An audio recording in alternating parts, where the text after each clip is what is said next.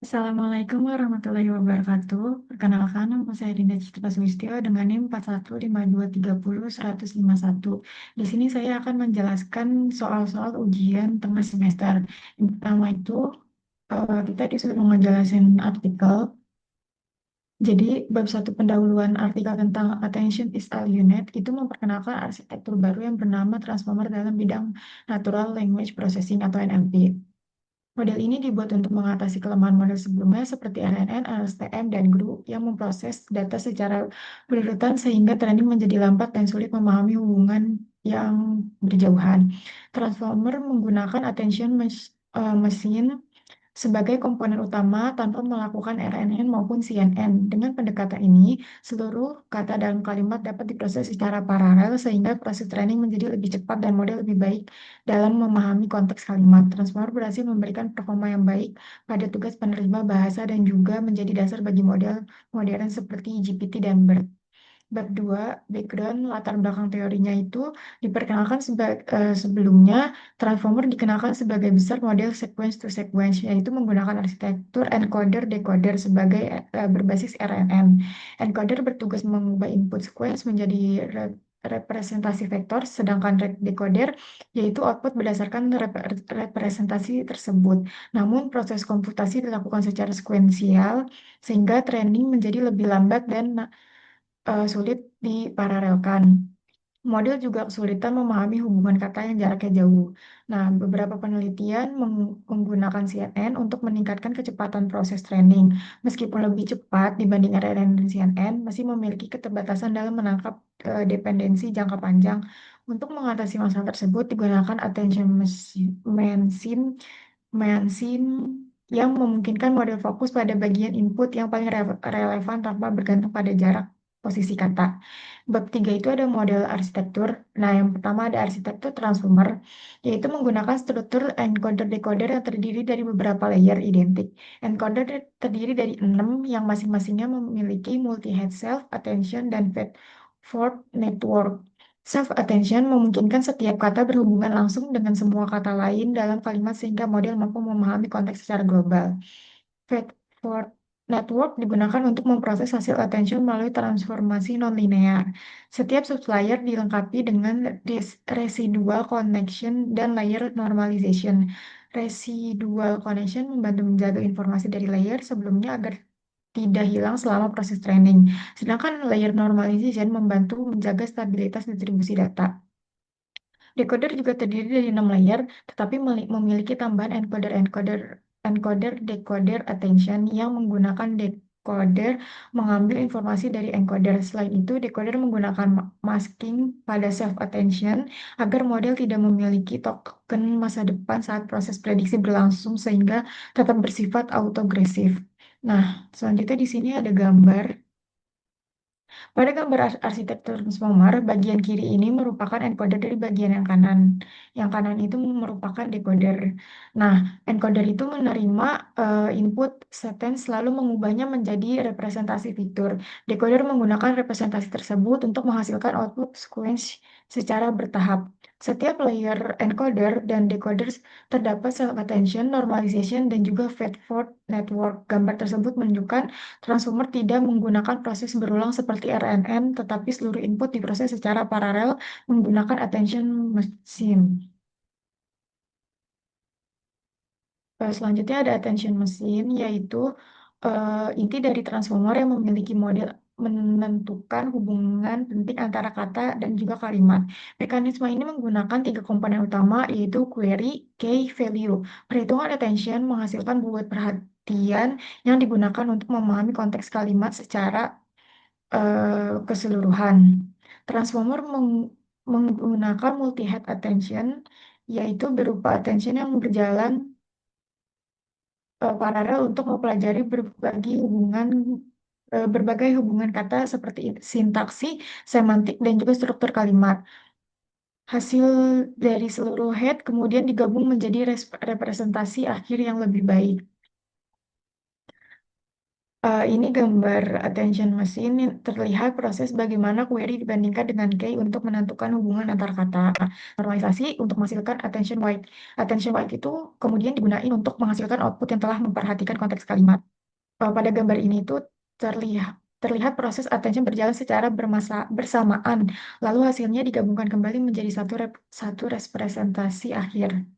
Yang 3.3 itu ada feedforward network, yaitu digunakan setelah proses attention untuk memproses hasil representasi kata. Komponen ini terdiri dari dua layer linear dan juga fungsi aktivitas di tengahnya. Tujuannya membantu model mempelajari pola nonlinear dan juga menghasilkan representasi fitur yang lebih baik. Selanjutnya ada embeddings dan softmax, yaitu digunakan untuk mengubah token kata menjadi vektor numerik agar dapat diproses oleh model. Pada bagian output digunakan softmax untuk mengubah hasil prediksi menjadi probabilitas sehingga model dapat menentukan kata yang paling memungkinkan sering muncul. Yang selanjutnya ada positional encoding, yaitu karena transformer tidak memproses data secara berurutan seperti RNN, digunakan positional encoding untuk memberikan informasi posisi kata dalam kalimat. Metode ini memakai pola sinus dan kosinus agar model tetap memahami urutan kata walaupun diproses secara paralel. Selanjutnya itu why self attention. Keunggulan self attention itu memiliki dibandingkan beberapa metode sebelumnya seperti RNN dan juga CNN, salah satu keunggulan utamanya yaitu kemampuan melakukan proses komputasi secara paralel sehingga training menjadi jauh lebih cepat. Lalu, setiap kata dapat langsung berhubungan dengan semua kata lain dalam satu layer sehingga hubungan jarak jauh dalam kalimat dapat dipelajari lebih efektif. Jalur informasi antara kata juga menjadi lebih pendek dibandingkan RNN sehingga model lebih mudah memahami dependensi jangka panjang. Bab 5 itu ada training, data dan batching. Dilatih menggunakan dataset 2MT 2014 English German dan English Verge yang berisi jutaan pasangan kalimat. Data diproses menggunakan byte pair encoding atau BPE untuk mengurangi ukuran vocabulary yang meningkatkan efisiensi tokenisasi. Selain itu, kalimat dikelompokkan berdasarkan panjang sequence agar proses batching lebih optimal dan penggunaan memori menjadi lebih efisiensi. Hardware dan waktu training. Nah, itu dilakukan menggunakan 8 GPU NVIDIA P100. Model dasar membutuhkan waktu sekitar 12 jam untuk proses training. Nah, sedangkan model yang ukurannya lebih besar membutuhkan sekitar 3,5 hari, 3,5 hari. Hasil ini menunjukkan bahwa transformer memiliki efisiensi training yang lebih baik dibandingkan model sequence sebelumnya karena mampu memanfaatkan proses paralel secara maksimal. Ada optimizer, yaitu dalam transformer adalah Adam dengan pengaturan learning rate khusus. Pada awal training, learning rate dinaikkan secara bertahap melalui proses warm up untuk menjaga kestabilan model. Setelah itu, learning rate diturunkan secara perlahan agar proses training tetap stabil dan juga model dapat mencapai performa yang optimal. Ada regularization, itu menggunakan beberapa teknik seperti dropout dan label smoothing untuk mengurangi overfitting. Dropout membantu model agar nggak terlalu bergantungan pada neuron tertentu selama training, sedangkan label smoothing itu ngebantu meningkatkan kemampuan generalisasi model dengan mengurangi tingkatnya keyakinan prediksi yang terlalu tinggi. Selanjutnya itu bab 6 ada result, result, yaitu hasil mesin translation itu menghasilkan performa yang lebih baik dibandingkan model sebelumnya pada tugas penerjemahan bahasa. Model ini memperoleh BLEU atau Blue skor tinggi pada dataset Inggris Jerman dan juga English French dengan waktu training yang lebih cepat. Ada variasi model, penulis melakukan beberapa eksperimen terhadap parameter model seperti jumlah attention head, ukuran dimensi model, dan ukuran Fred-Ford network. Hasil eksperimen menunjukkan bahwa konfigurasi parameter yang tepat dapat meningkatkan performa model secara signifikan. Model juga dengan ukuran yang lebih besar cenderung menghasilkan kualitas yang terjemah yang lebih baik. Ada visualisasi attention, yaitu visual attention menunjukkan setiap attention head mempelajari pola hubungan yang berada dalam kalimat. Beberapa head fokus pada hubungan subjek dan juga kata kerja. Sementara head lain fokus pada hubungan semantik, dan juga struktur gamer. Visualisasi ini membuktikan bahwa Transformer mampu memahami hubungan kompleks antara kata meskipun posisinya berjauhan dalam sebuah kalimat. Dan bab terakhir itu ada kesimpulannya. Transformer merupakan arsitektur NLP yang menggunakan self-attention sebagai komponen utama tanpa RNN dan CNN. Model lebih cepat, lebih efisien, dan memiliki performa yang lebih baik dalam mesin translation. Transformer juga menjadi dasar perkembangan model modern seperti GPT dan juga BERT. Selanjutnya saya akan menjawab pertanyaan yang nomor dua, yaitu probabilistic closure. Ada binary cross-entropy, yaitu fungsi loss yang digunakan untuk klasifikasi biner, yaitu masalah yang hanya memiliki dua kelas seperti nol dan juga satu. Fungsi ini digunakan untuk melihat seberapa jauh hasil prediksi model dibandingkan dengan jawaban yang sebenarnya. Jika prediksi model mendekati jawaban asli, maka nilai loss kecil. Dan jika prediksi salah jauh dari jawaban asli, maka nilai loss akan besar. Jadi fungsi ini sering digunakan pada deteksi spam, prediksi lulus atau tidak lulus, dan deteksi penyakit. Ini rumus kerugiannya. Nah, kerugian dari ini tuh ada, bisa hanya cocok untuk klasifikasi biner, tidak cocok digunakan langsung untuk klasifikasi multiklas, bisa mengalami masalah numerik jika nilai prediksi terlalu mendekati nol ataupun satu, dan kurang efisien dan kurang efektif jika datanya tuh tidak seimbang karena model bisa lebih fokus pada kelas mayoritas. Yang kedua ada regression losses, yaitu mean square error atau MSE. Nah, itu fungsi loss yang digunakan untuk prediksi angka atau nilai kontinu seperti harga rumah, suhu, atau harga saham. Fungsi itu menghitung selisih antara hasil prediksi dengan nilai asli, lalu selisih tersebut dikuadratkan dan dirata-ratakan. Semakin kecil nilai MSE, maka hasil prediksi model semakin baik. Ini rumus kerugiannya. Kerugiannya itu ada error besar akan membuat nilai loss menjadi sangat tinggi. Kurang baik jika data memiliki banyak noise. Nah, nilai loss dipengaruhi oleh skala data dan juga tidak cocok digunakan untuk klasifikasi.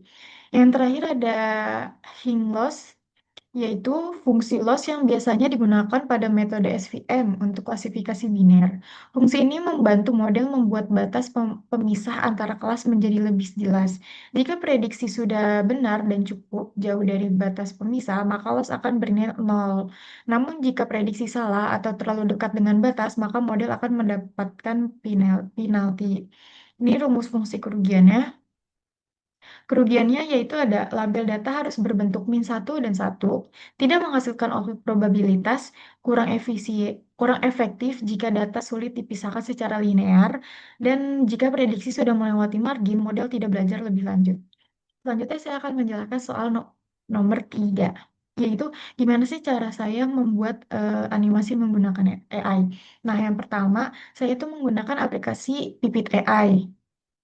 Lalu saya login menggunakan akun email. Setelah saya login itu, saya mencari gambar-gambar atau foto-foto kampus Universitas Mercu Buana yang ada di Meruya, Menteng atau Wargun. Nah, setelah kita masukin akun Google, kita kumpulin foto-fotonya, lalu upload ke gambar tersebut diupload ke sini, ya ke sini, gambar diupload di sini.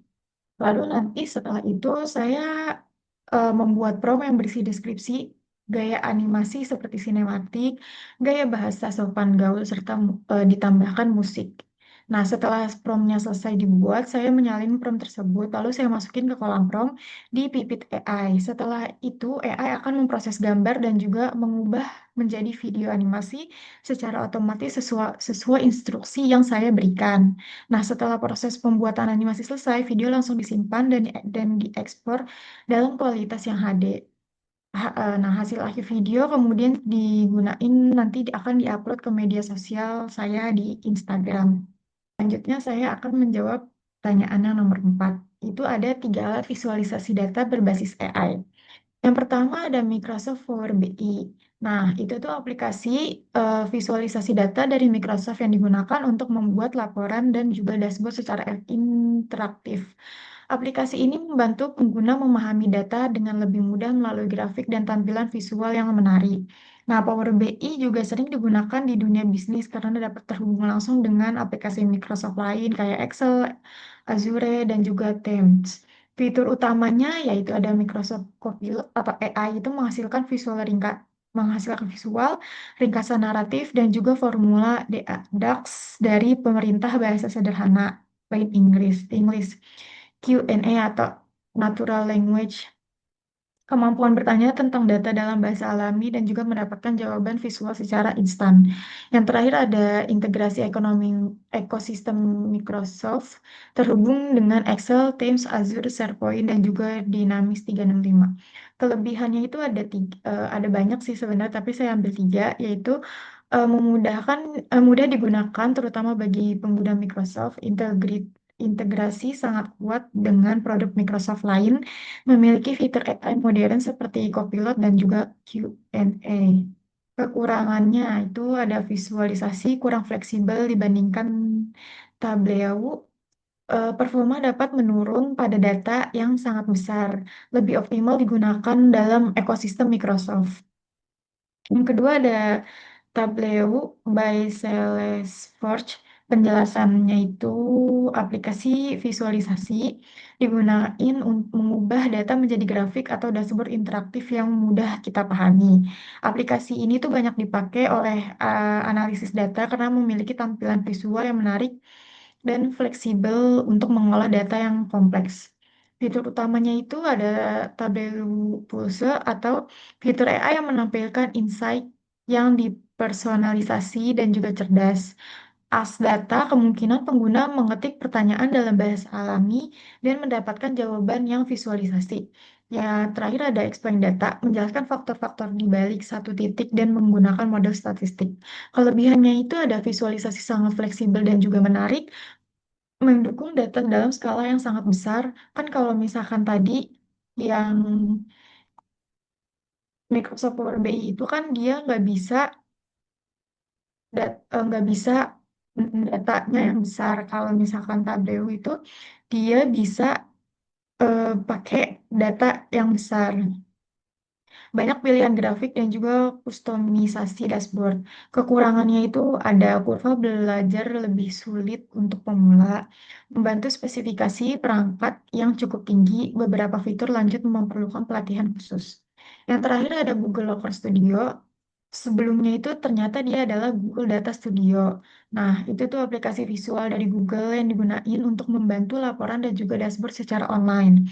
Aplikasi ini terhubung langsung dengan layanan Google seperti Google Analyst, Google Sheet, dan BigQuery, sehingga memudahkan pengguna dalam mengolah data. Locker Studio itu cocok banget digunain buat pemula, digital marketing maupun startup karena mudah digunakan dan dapat dipakai secara gratis untuk kebutuhan dasar. Fitur-fitur utamanya, natural language querying, mengajukan pertanyaan dalam bahasa sederhana dan mendapatkan visualisasi. Koneksi Google Ecosystem terhubung langsung dengan Google Analytics, Google Ads, dan Google Sheets. Real-time collaboration, beberapa pengguna dapat bekerja di dashboard yang sama secara bersamaan. Kelebihannya itu dia tuh gratis dan sangat mudah digunakan, integrasi sangat baik dengan layanan Google, mendukung kolaborasi online secara real time. Kekurangannya, cocok untuk analisis data yang sangat kompleks, performa bergantung pada koneksi internet, beberapa fitur lanjutan hanya tersedia di layanan Google Cloud tertentu. Di sini ada tabel perbandingannya. Ini secara kemudahan aspek Power BI itu mudah terutama bagi pengguna Microsoft. Kalau Tableau itu butuh waktu lebih lama untuk menguasainya, mungkin karena lebih susah. Kalau Google Docker Studio itu paling mudah dan juga cepat dipelajari. Kalau secara visual, Microsoft Power BI standar sehingga juga menengah. Kalau Tableau itu terbaik dan juga sangat fleksibel, sedangkan Google Locker Studio itu menengah dan cukup untuk laporan umum. Kalau misalkan fitur AI dari Power BI itu ada Copilot, Q&A, dan Key Influence. Tableau ada Einstein, As Data, Explain Data. Google Locker Studio itu ada BigQuery, ML, Natural Language Query. Nah, kalau secara integritas dari Power Microsoft Power BI itu ada Excel, Azure, dan Teams. Lalu dari Tableau itu ada Salesforce, Slack, Multicloud, dan yang terakhir itu ada dari Google, Google Analytics, dan AWS Sheet. Skala datanya dia dari Power BI itu menengah sampai besar. Kalau dari Tableau itu sangat besar dan kalau dari Google itu besar. Nah, dia itu terbaik, kalau yang dari Power BI itu terbaik untuk pengguna Microsoft 365. Kalau dari Tableau itu analisis profesional dan enterprise. Dan yang terakhir itu pemula digital marketing startup. Hmm. Itu saja penjelasan dari saya. Kurang lebihnya mohon maaf. Wassalamualaikum warahmatullahi wabarakatuh.